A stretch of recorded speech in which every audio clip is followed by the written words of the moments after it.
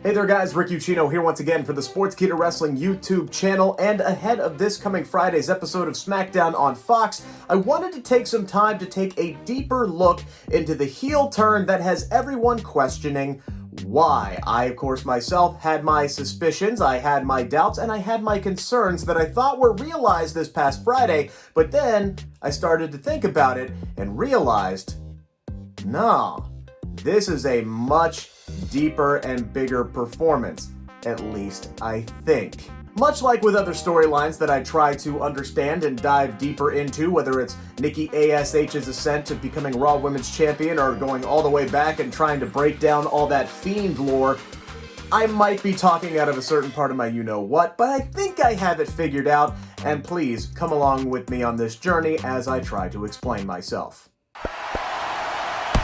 Watch out, watch out, watch out, watch out! Before we take our time to talk about Becky Lynch today, I did want to address the egregious error that happened on this past Friday's SmackDown, which overall was a fantastic show at the Garden. Everything that they put on television was just top-notch. The problem is what they didn't put on television, and that was the tag team match between Carmella and Zelina Vega, a New York native, on 9/11 weekend, and a tragic anniversary in which she lost her own father. She was going to perform on this show in a tag match, again, with Carmella, against Liv Morgan and Toni Storm, and because of time purposes, it was cut. Didn't even get to perform in a dark match for YouTube or anything, or for just a live crowd. It was just cut for time restraints. An incredibly tone-deaf decision, and one that sent the internet abuzz, and you got the hashtag Give the SmackDown Women's Division a Chance. I myself sent out several of those tweets, but there's a deeper issue here than a match being cut and it once again being the women's match. The issue here is WWE did not prioritize getting the women on the show, even though they didn't have a women's match the week before.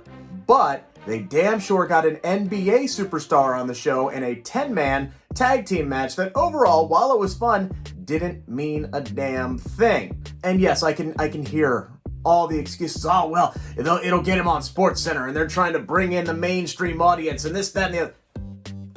Come close. I agree with you.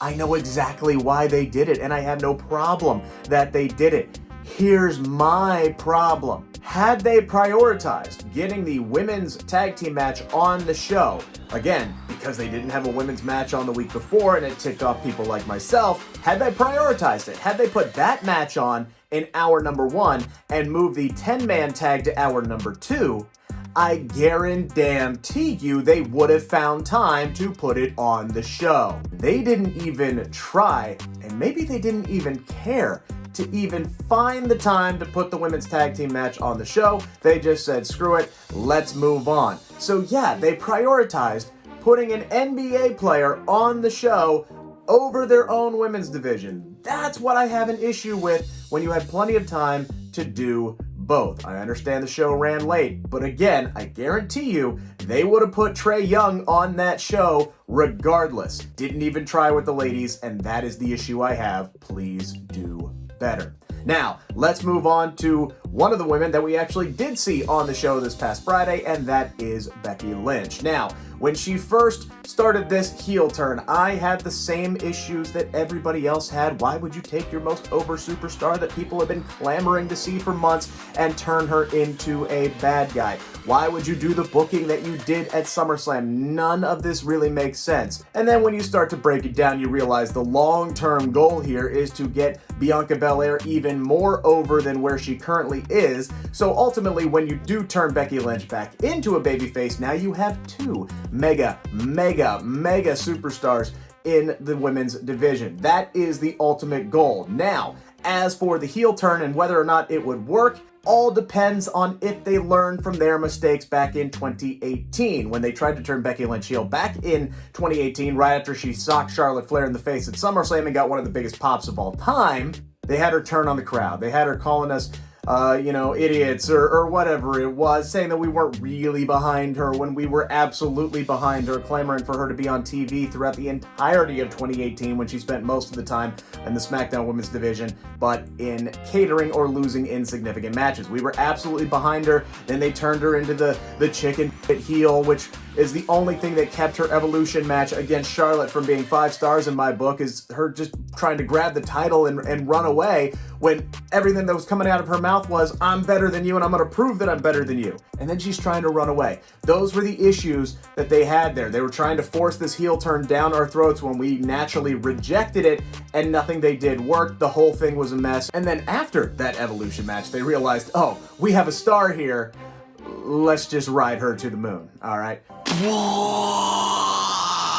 This time around, I had my concerns that they were just going to try and do the same thing. And this past Friday on SmackDown, you look at Becky and how she talks, but then you look at how she's acted as well, and I'm sitting here going, my God, they're doing the same thing. But if you take a deeper look into it, you actually realize the brilliance of Becky Lynch's performance here. This isn't Becky Lynch being the prototypical heel of, oh, I'm the best, but when it comes to the action, oh, I'm gonna cower off. No, I think, what I truly think is, Becky Lynch, the character, is doubting herself. She has been off for 16 months, which is why when she came in at the last second, she did what she did, is because she didn't know if she could beat Bianca Belair on that big stage unless she cheap-shotted her. She took the short way out. She took the easy way out. The smart way, but she still took that way out because she didn't know if she could go toe-to-toe with the EST of WWE after taking 16 months off. So, yes, she's wondering, does she still have it? Can she still go? Can she beat Bianca Belair when the EST is ready for her? Can she go 15, 20 minutes with one of the most up-and-coming stars in WWE and one of the most talented superstars in the entire company? Can she do it? She doesn't know, and that's the performance. But it's all about appearances. It's all about appearances. Fake it until you make it, right? Always keep your hands up, all right? Becky Lynch can't go out there week after week and get on the microphone and say, oh, I'm here, I'm back, but you guys, I just don't know. I don't know if I still have it after 16 months. No! What is she gonna do? She's gonna come out there, she's gonna talk about how bad she is, bad meaning good. She's gonna talk about how she took over the entire industry and she's back, and on night one, she's got the title on her shoulder. She's gonna come out there in the big puffy coat and the glasses, and she's gonna act like she's the best thing in the world, but she doesn't believe it.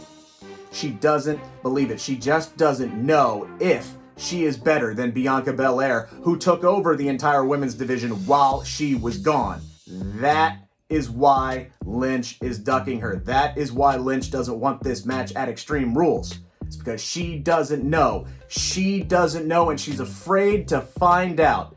That eternal struggle that we all go through, that self-doubt that she's talked about early on in her career, that's what's going through her mind right now as she says something completely different. So she is acting confident, but the man doesn't know if she is still the man. And that is what has helped fueling this heel turn and what has helped getting the audience behind Bianca Belair and now starting to boo Becky Lynch. And now, if you're Becky, the words that you said this past week really resonate and are really real, because you have people starting to boo her winning the championship the way she did at SummerSlam, and now she's getting pissed. Now she has a reason to turn on the audience because, yes, she came back after 16 months when she could have just retired, gone off, walked off into the sunset and been a fantastic mom. No, she left her baby girl at home to come back for the fans, and now the fans are booing her, and now Becky Lynch is pissed off.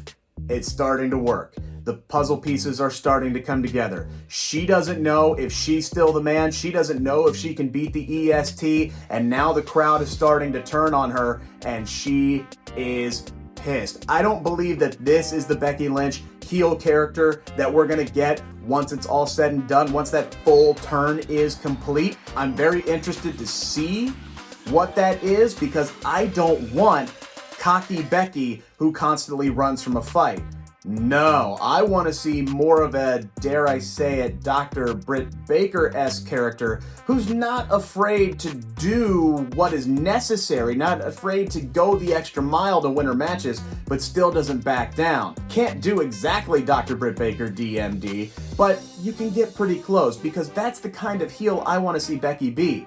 Cocky, very good, very confident, not afraid to go the extra mile to win her matches, and oh yeah, just get out there on the mic and roast people because we know that Becky Lynch, just like Dr. Britt Baker, can absolutely own people on the microphone. If you don't believe me, go back and look at her promos against Edge and Baron Corbin on the first ever episode of Friday Night SmackDown on Fox. This whole thing has been a slow turn, and I'm starting to see the genius behind it. At least I think. Maybe I'm completely wrong, maybe I'm completely off base.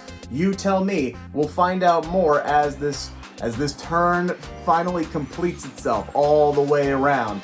And maybe by the time Extreme Rules is said and done, if Becky Lynch does go the mile against Bianca Belair, now she has her confidence back. Now she's proven to herself that she can beat the younger, hungrier, more athletic, possibly more talented opponent. And then she's got the crowd to hate her.